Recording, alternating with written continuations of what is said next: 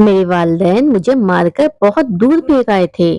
وہ مجھے کہتے تھے کہ تم نے ہماری عزت خاک میں ملا دی ہے۔ میں نہیں جانتی تھی کہ میں نے ایسا کون سا کام کیا جو ان کی عزت خاک میں مل گئی تھی۔ میں تو بس ایک معذور لڑکی تھی جسے دنیا کا کوئی ہوش نہیں تھا۔ میرے والدین نے مجھے زہر دے دیا تھا۔ ان کی نظروں میں مر چکی تھی، مگر کسی ایک آدمی کی مجھ پہ نظر پڑ گئی۔ اس نے میری جان بچائی، اور پھر جب مجھے وہ اپنے گھر لے گیا 3 سال بعد، جب میں 17 سال کی ہوئی، تو اس نے مجھے میرا نام روحانہ ہے۔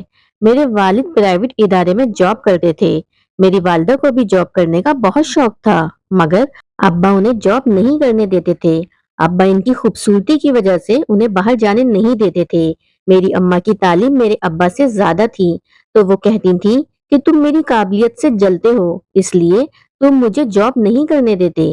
بس اسی وجہ سے ان دونوں کی آپس میں نہیں بنتی تھی۔ ہر وقت لڑائی جھگڑے رہتے تھے۔ میری پیدائش پہ دونوں ہی خوش تھے، لیکن جب انہیں پتا چلا کہ ان کی بیٹی معذور ہے تو وہ ایک دوسرے پہ الزام لگانے لگے۔ انہیں تندرست بچہ چاہیے تھا۔ میرے ماں باپ مجھے بوجھ سمجھتے تھے۔ میں سارا دن روتی رہتی۔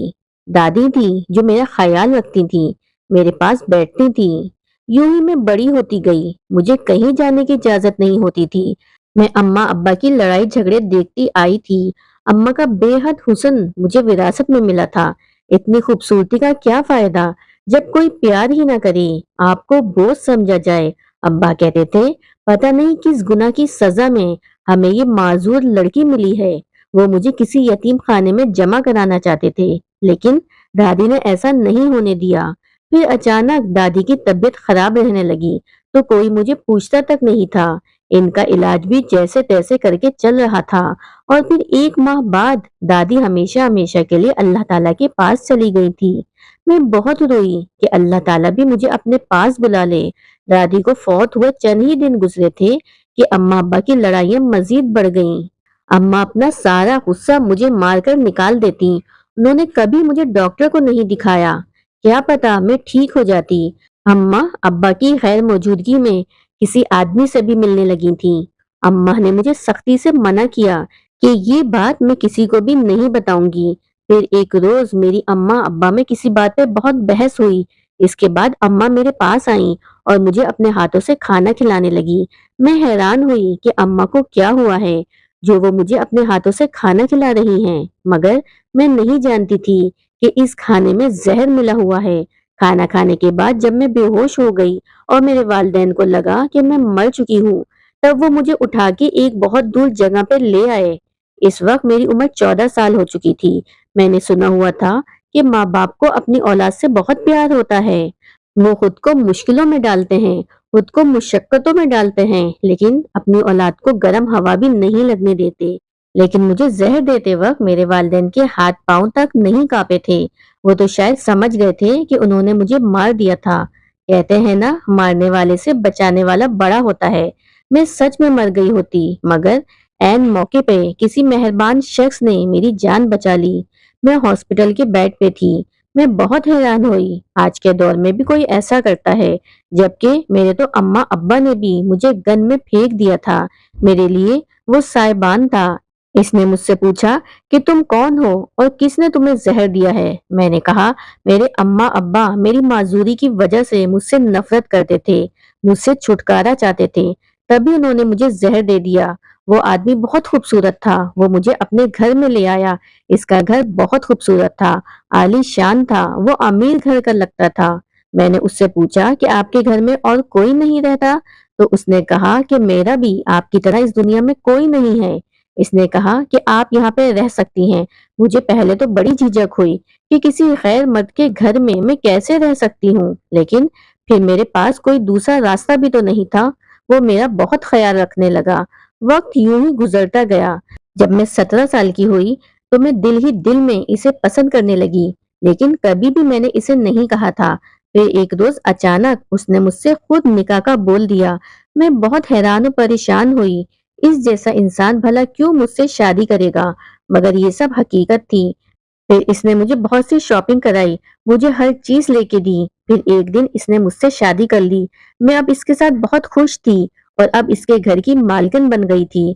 مجھے اس دنیا میں سہارا مل گیا تھا۔ اس نے بتایا کہ اس کا بہت بڑا بزنس ہے اور وہ بہت امیر ہے۔ وہ مجھے اپنے ساتھ ہر جگہ لے جاتے، انہیں کبھی بھی شرم محسوس نہیں ہوتی تھی۔ میں ہر پارٹی میں ان کے ساتھ جاتی۔ ان کے فرینڈز سب حیران تھے کہ اتنے خوبصورت انسان نے ایک معذور لڑکی سے شادی کر لی۔ میں اللہ تعالیٰ سے دعا کرتی تھی کہ میری خوشیوں کو کسی کی نظر نہ لگے۔ میں اور رضوان ایک دوسرے کے لیے کافی تھے۔ ایک روز ملازمہ کھانا دینے آئی تو بولی، بی بی جی، مجھ سے یہ ظلم دیکھا نہیں جاتا۔ میں نے کہا، کون سا ظلم؟ تب وہ بولی، بی بی جی، آپ رات کو صاحب کے سونے کے بعد اپنے بستر کے نیچے ضرور دیکھنا۔ میں نے کچھ پوچھا تو بولی، بی بی جی، میں کچھ نہیں بتا سکتی، صاحب سے میری شامت آ جائے گی، لیکن آپ دیکھیے گا پلیز، صاحب کو کچھ مت بتائیے گا ورنہ وہ مجھے کام سے نکال دیں گے۔ میں حیران رہ گئی کہ میرے شوہر کی قابل اعتماد ملازمت تھی۔ مجھے کہیں جانا ہوتا تو وہی میری ویل چیئر پکڑتی تھی۔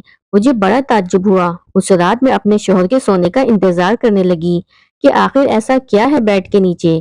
میرے وہم و گمان میں بھی نہیں تھا کہ بیڈ کے نیچے کیا ہوگا۔ شوہر کے سونے کے بعد جو ہی بیڈ کے نیچے دیکھا تو میرے پیروں تلے سے زمین نکل گئی، کیونکہ وہاں ہاتھ سے بنی چار چار گڑیاں پڑی تھیں۔ ان سب کی ٹانگیں ٹوٹی ہوئی تھیں اور ان پر سوئیاں لگی ہوئی تھیں۔ وہ سب دیکھنے میں بھی میرے جیسے ہی لگتی تھی۔ میں بہت ڈر گئی تھی، میرا جسم خوف سے کانپ رہا تھا۔ میں نے اپنے شوہر سے پوچھنا چاہا، پھر اس نوکرانی کا ڈرا سہما روپ سامنے آ گیا۔ اس نے تو مجھ سے وعدہ لیا تھا کہ میں کسی کو کچھ نہیں بتاؤں گی۔ وہ کہتی تھی کہ بی بی جی، میں آپ کی خیر خواہ ہوں، لیکن آپ نے صاحب کو بتایا تو وہ آپ کے ساتھ بہت برا کریں گے، مجھے بھی نوکری سے نکال دیں گے۔ میں اپنے چھوٹے چھوٹے بچوں کو کہاں سے کھلاؤں گی؟ میں نے اگلی صبح اپنی اسی نوکرانی سے پوچھا کہ بیڈ کے نیچے چار پتلے تھے جو صبح کے وقت وہاں سے غائب ہو گئے تھے، تم بتاؤ ایسا کیا ہے، کیوں مجھ سے چھپا رہی ہو؟ وہ بولی، بی بی جی، آپ کو نہیں لگتا کوئی آپ پہ اتنا مہربان کیوں ہے؟ کوئی نہ کوئی تو وجہ ضرور ہوگی۔ آپ سے پہلے یہاں پر اور بھی بہت سی لڑکیاں آئی تھیں، وہ سب صاحب کے حسن سے متاثر تھیں۔ صاحب نے ان سے بھی اسی طرح شادی کی تھی۔ پھر وہ اپنی بات کاٹ کے بولی، بی بی جی، آپ بہت معصوم ہیں، آپ صاحب جی سے بچ کر رہیں، ان سے محتاط رہیں۔ میں آپ کی مدد کرنا چاہتی ہوں۔ مجھے اپنے کانوں پہ یقین نہ آیا۔ میں نے کہا، پہلے مجھے تم یہ بتاؤ، اس سے پہلے کیا ہوا تھا؟ وہ بولی، بی بی جی، پہلی میڈم صاحبہ کے بیڈ کے نیچے سے بھی ایسے ہی صاحب نے پتلے رکھے تھے، میں نے خود دیکھا تھا۔ پھر کچھ دن بعد وہ بی بی جی فوت ہو گئی تھیں۔ صاحب نے کہا کہ کسی کو مت بتانا، ہم سب کو بھی بتانے سے منع کیا۔ نوکرانی کی بات سن کے مجھے عجیب پریشانی نے گھیر لیا تھا۔ میں نے اسے مشورہ مانگا، تم ہی بتاؤ مجھے کیا کرنا چاہیے؟ وہ بولی، بی بی جی، آپ کو یہاں سے اپنی جان بچا کر بھاگ جانا چاہیے۔ وہ بولی، بی بی جی، پاس ہی ایک NGO ہے، وہاں پہ یتیم اور بے سہارا لڑکیوں کو رکھا جاتا ہے، آپ وہاں چلی جائیں، یہاں پر آپ بے موت ماری جائیں گی۔ میں وہ پتلے دیکھ کر اور ملازمہ کی بات سن کے بہت ڈر گئی تھی اور اسی دن میں گھر سے بھاگ گئی۔ میں NGO جا رہی تھی کہ میری ماں نے مجھے دیکھ لیا اور گاڑی روک کے میرے پاس آ گئی۔ وہ مجھے زندہ دیکھ کے رونے لگی۔ میں ماں کو دیکھ کے ڈر گئی تھی کہ کہیں گھر جا کے پھر سے وہ مجھے زہر نہ دے دے، مگر میں بھاگ بھی نہیں سکتی تھی۔ میری آنکھوں میں خوف دیکھ کے وہ بہت شرمندہ ہوئی۔ وہ مجھے کہنے لگی، بیٹی، مجھے معاف کر دو، میں نے تمہارے ساتھ جو کچھ بھی کیا ہے، میں نے تمہارے ساتھ بہت غلط کیا۔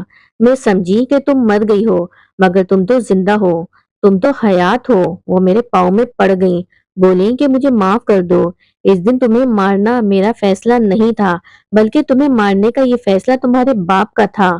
میں بہت مجبور تھی، مگر اب تم میرے ساتھ رہو گی، تمہارا باپ مجھ سے الگ ہو گیا ہے۔ میں نے کہا، میں کیسے یقین کر لوں کہ آپ گھر جا کے مجھے ماریں گی نہیں، میرے ساتھ برا برتاؤ نہیں کریں گی؟ وہ رونے لگی اور کہنے لگی، میری بچی، میرا یقین کرو، میری تڑپتی ہوئی ممتا کو سکون آ جائے گا، مجھے ایک موقع دو۔ میرا دل بھر آیا، میں نے ان کے گلے لگ کے خوب آنسو بہائے۔ ماں مجھے اپنے گھر لے آئیں۔ میں نے پوچھا، ابا اور آپ کی طلاق کیوں ہوئی؟ اماں بولی، تمہارے ابا میرے ساتھ رہنا نہیں چاہتے، انہوں نے مجھے دھمکی دی تھی، اگر میں نے تمہیں مارنے میں ان کا ساتھ نہ دیا تو وہ ہم دونوں کو ہی مار دیں گے، اس لیے میں نے اس ڈر سے ان کا ساتھ دیا۔ پھر ایک دن تمہارا باپ دوسری شادی کر کے گھر آ گیا، تمہارے ماموں نے کوئی تعاون نہیں کیا، سب نے یہی کہا کہ مرد دوسری شادی کر سکتا ہے، تم اس کے ساتھ رہ لو۔ اماں کہتی تھی کہ میں اس انسان کے ساتھ نہیں رہنا چاہتی۔ میں پہلے دولت کی لالچ میں تھی، مجھے تمہارے باپ کا ایک دوست پسند تھا، لیکن پھر میں سمجھ گئی کہ کوئی مرد بھروسے کے قابل نہیں ہوتا۔ میری طلاق کے بعد بھی وہ مجھ سے شادی کرنے کے لیے راضی نہیں تھا۔ میں نے نوکری کی تلاش شروع کر دی، پھر مجھے نوکری مل گئی۔ جب میں نے نوکری کرنا شروع کی تب مجھے جا کے احساس ہوا کہ میں نے کیا کیا ہے۔ ساری عمر میں نے تمہاری قدر نہیں کی، تم میری سگی اولاد تھی، میں نے تمہارے ساتھ بہت برا کیا۔ کتنے جوڑے اولاد کی نعمت کو ترس رہے ہوتے ہیں اور اللہ تعالیٰ سے دعائیں کرتے ہیں، منتیں مانگتے ہیں، مجھے معاف کر دو۔ میں ان کو مزید شرمندہ نہیں دیکھ سکتی تھی، اس لیے میں نے انہیں معاف کر دیا۔ وہ خوش ہو گئی۔ اماں بولی، اب میں تمہیں کہیں پہ بھی جانے نہیں دوں گی۔ اتنے عرصے تم کہاں رہی؟ میں نے اپنے اوپر گزرے ان تمام سالوں کا احوال بتا دیا۔ میری ماں نے مجھ سے معافی مانگی، مجھے بھی اپنی ماں پہ ترس آ گیا اور میں نے ان کو معاف کر دیا۔ اماں اب بھی ویسی خوبصورت تھیں، کہیں سے بھی ایک شادی شدہ بیٹی کی ماں نہیں لگتی تھی، کوئی بھی دھوکہ کھا جاتا۔ ان کی عمر اور چال چلن سے وہ میری بہن لگتی تھیں، اب بھی ان پہ کئی مرد مرتے تھے۔ اماں نے بتایا کہ وہاں جہاں یہ جاب کرتی ہیں، یہ گھر انہیں اس کمپنی کی طرف سے ملا ہے، آفس کی طرف سے انہیں گاڑی بھی ملی، وہ کسی بڑے عہدے پہ جاب کرتی ہیں۔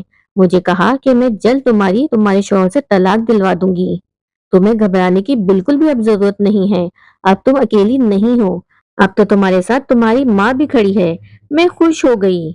اماں مجھ سے خوب ساری باتیں کرتی، مجھے بتاتی کہ میں نے اپنے سب دوستوں کو، رشتہ داروں کو چھوڑ دیا ہے، سب مجھے نیچا دکھاتے تھے، انہوں نے میرے اندر زہر بھر دیا تھا۔ میں نے کہا انسان غلطیوں سے ہی سیکھتا ہے، تو وہ چپ ہو گئی۔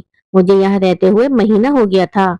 ایک رات کو میں پیاس کی وجہ سے اٹھی، کچن میں جانے لگی، لیکن مجھے اماں کے کمرے سے آوازیں آ رہی تھی۔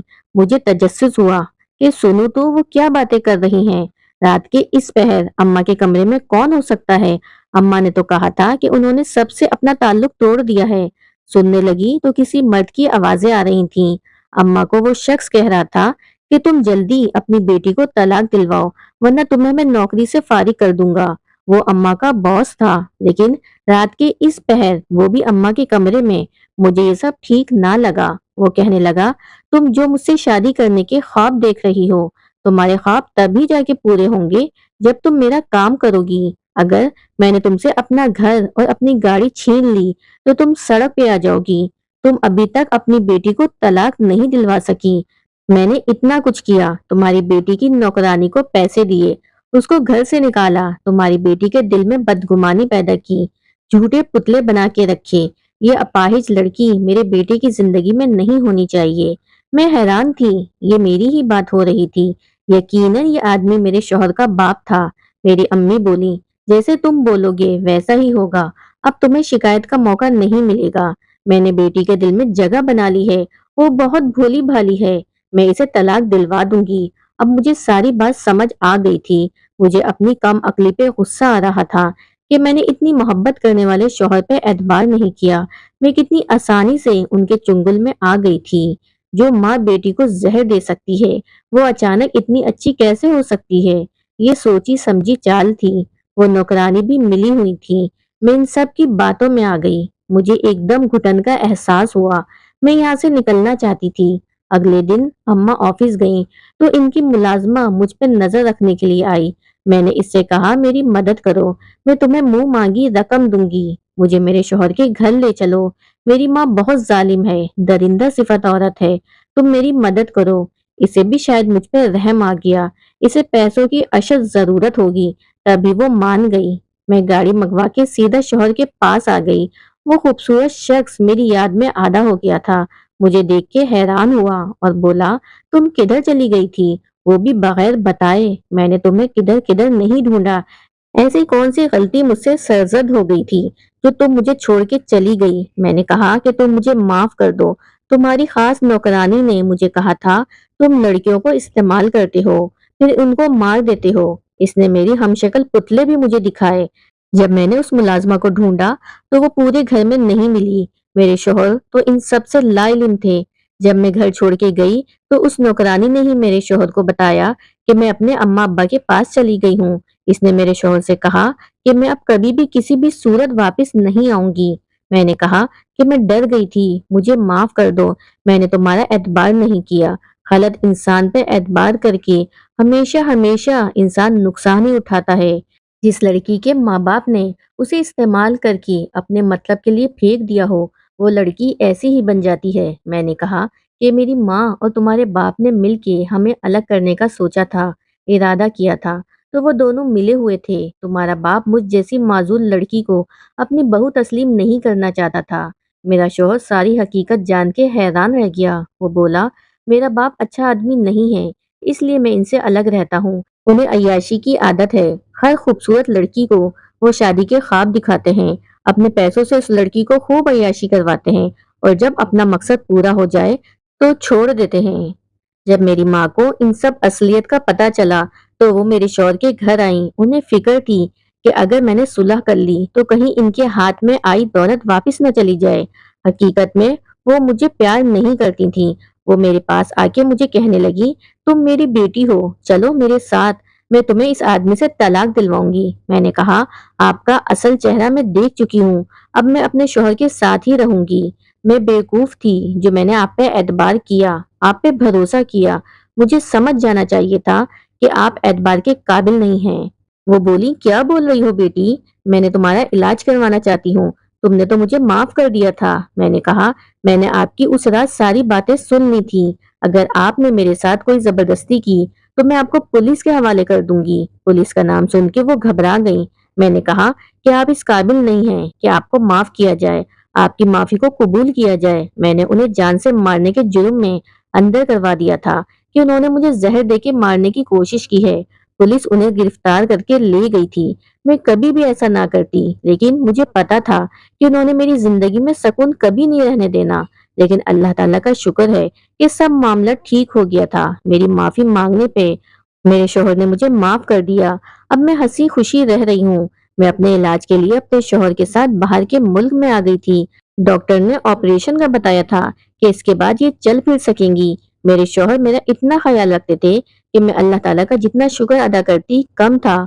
ऑपरेशन के बाद मैं बिल्कुल ठीक हो गई थी, अपने पाँव पे चलने लगी थी। मैंने अल्लाह ताला का लाख लाख शुक्र अदा किया था कि इसने मुझे इतना प्यार करने वाला शौहर अता किया था।